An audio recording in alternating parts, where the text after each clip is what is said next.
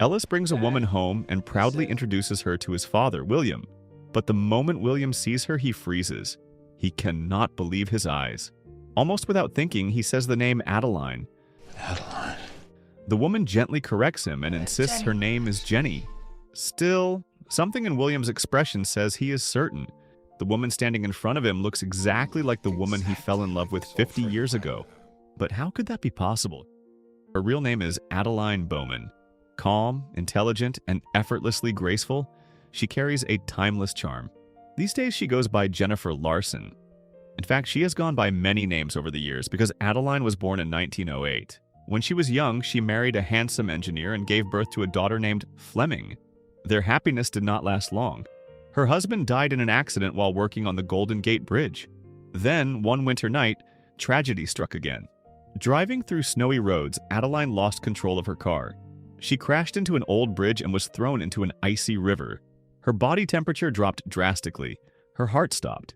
2 minutes later, lightning struck the car with 500 million volts of electricity. The surge restarted her heart. The heat revived her from hypoxia, and something extraordinary happened at a cellular level.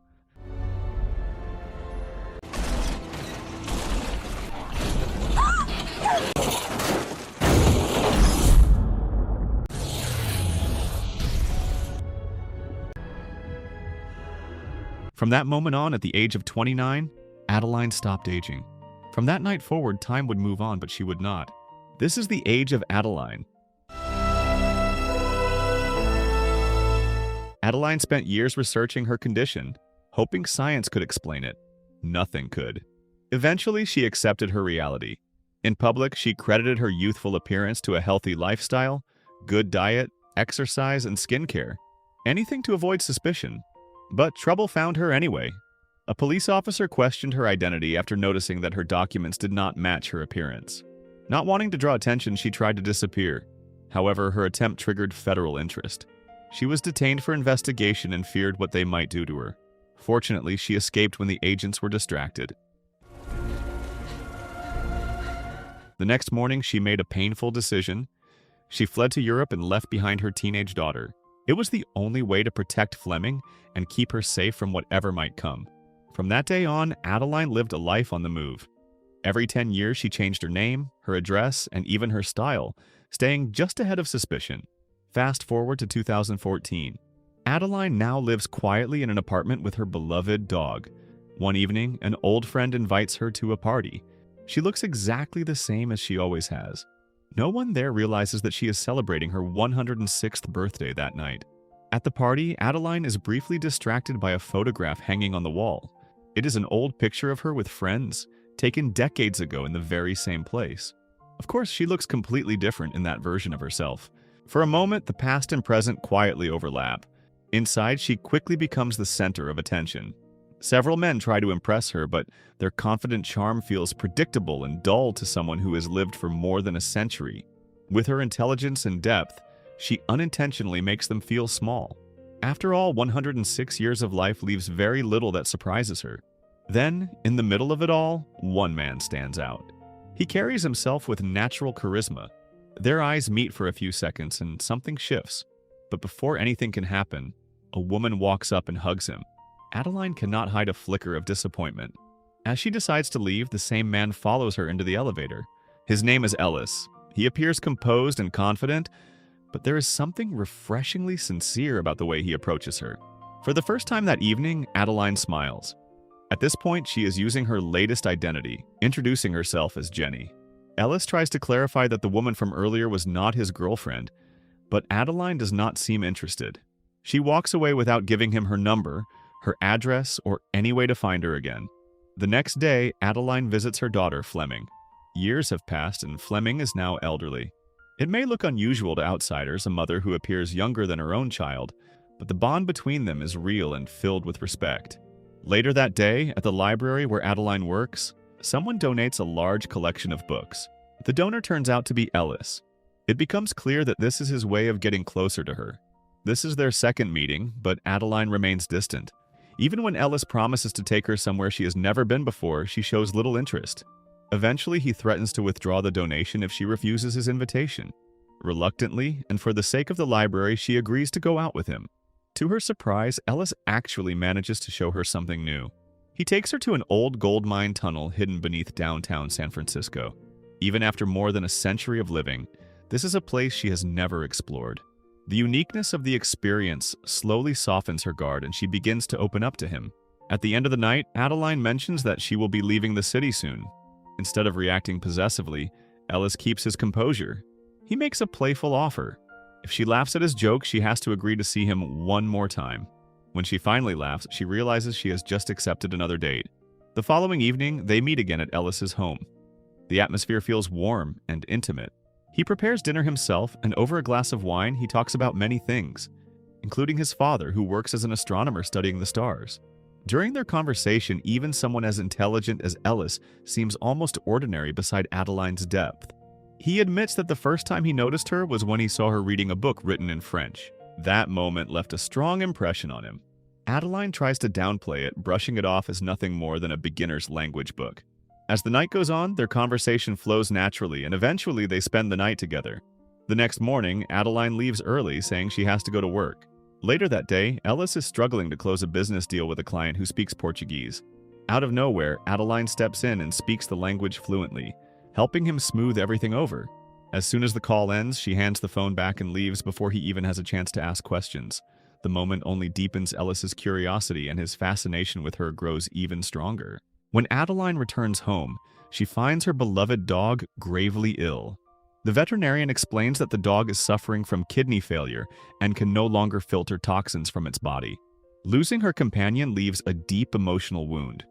For someone who has already endured so much loss, this pain feels painfully familiar. Soon after, Ellis shows up near her apartment with flowers. Instead of feeling comforted, Adeline feels overwhelmed. To her, it starts to feel like he is following her too closely. That fear of attachment rises again, and she decides to walk away from him. She visits her daughter Fleming, who gently brings up Adeline's love life. Fleming wants her mother to live like a normal person, to love someone without constantly running away. The people who once chased her secrets are long gone. There is no need to keep hiding forever. Eventually, Adeline admits that she has met someone, and when Fleming hears how she treated him, she becomes upset. She sees it as cruel. For her daughter's sake, Adeline finally agrees to apologize and see Ellis again. The following night, she comes to him with an apology. Ellis seems a little more emotionally invested now, perhaps reflecting how deeply he feels. This time, Adeline borrows his earlier strategy. She promises to take him somewhere he has never been before. He accepts. The place turns out to be an old museum that initially seems ordinary to him. But once the presentation begins, the atmosphere shifts. This time, Adeline opens up more than she ever has before. Coincidentally, that same week marks the 40th wedding anniversary of Ellis's parents, and he invites Adeline to join the celebration. When they arrive at his family home, they are welcomed warmly. But the mood changes the moment his father walks in. William suddenly says the name Adeline as Ellis introduces her as Jenny. For a few seconds, there is a charged silence between them. Trying to ease the tension, Adeline explains that Adeline was her mother's name. William grows visibly uneasy and mentions that he once knew a woman by that name many years ago. The encounter clearly shakes him. He looks unsettled, almost as if his memories are colliding with the present. He recalls meeting Adeline in London when she was struggling to start her car. As an engineer, he helped fix it. That small moment sparked something between them, and that was how their story began. The next morning, the family gathers again. Ellis shares the story of how he first met Adeline. Watching her husband grow increasingly invested, William's wife becomes curious and asks how he once met a woman named Adeline years ago. According to William, she was just as his son described, unique and exceptionally intelligent. She spoke 4 languages fluently. More than that, she carried herself with a quiet wisdom, as if every sentence came from a lifetime of experience. But as William reminisces, his words unintentionally hurt his wife. She admits feeling jealous of the way he speaks about that past. Thankfully, William quickly realizes this and gently reassures her, apologizing and embracing her, restoring the warmth in the room. That evening, the family plays a traditional guessing game. William has always been unbeatable because of his vast knowledge. The questions are random and far from easy, yet none of it seems difficult for Adeline. She answers effortlessly, placing her in a league of her own. Ellis's family watches in amazement, impressed by her depth and intelligence. The following night, while Ellis is busy working, Adeline steps out alone and walks to the garden. There, she finds William quietly observing the stars. They begin talking about astronomy, and eventually Adeline asks why he named one of his star projects after her mother. William reveals that the project represents a love story that almost succeeded. Years ago, he had planned to propose to Adeline. He even carried a ring ready to ask her to spend her life with him. But she disappeared without explanation. As he turns to leave, Adeline quietly admits that her mother once loved him too, even though she is really speaking about herself. Later, back in the room, Ellis opens up about his feelings for Adeline, but this time she seems distant. She says she is not ready to hear those words. The next day, everything appears normal. Adeline and Ellis spend time together and nothing seems out of place. But when William notices the scar on her left hand, he goes still. Something about it unsettles him.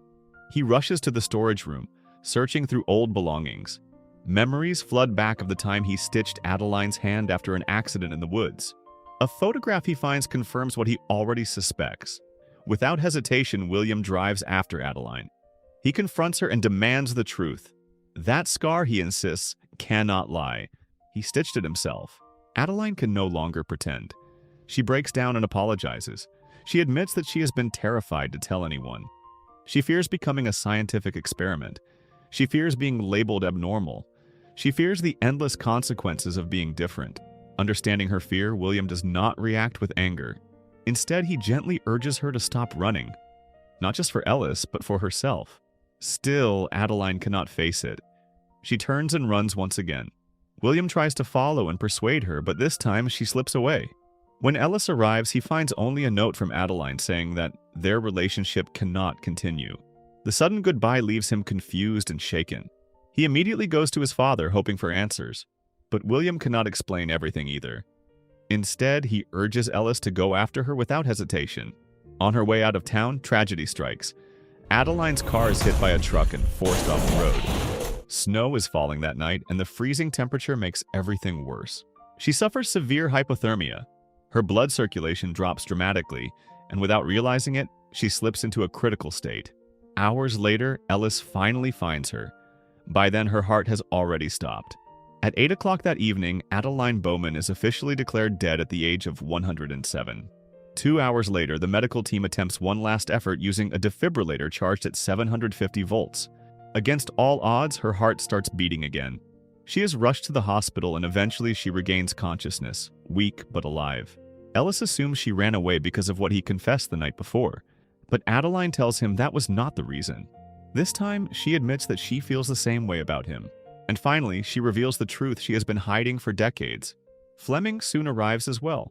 At first, she playfully pretends to be Adeline's grandmother in front of Ellis. But when she realizes that Ellis already knows everything, the moment turns deeply emotional. She embraces him, accepting him into their unusual reality. 1 year later, life has changed. Adeline now lives peacefully with Fleming and a new dog. On the evening they are about to attend a party together, Adeline steps back into her room to grab her bag. As she passes a glass wall, something catches her attention.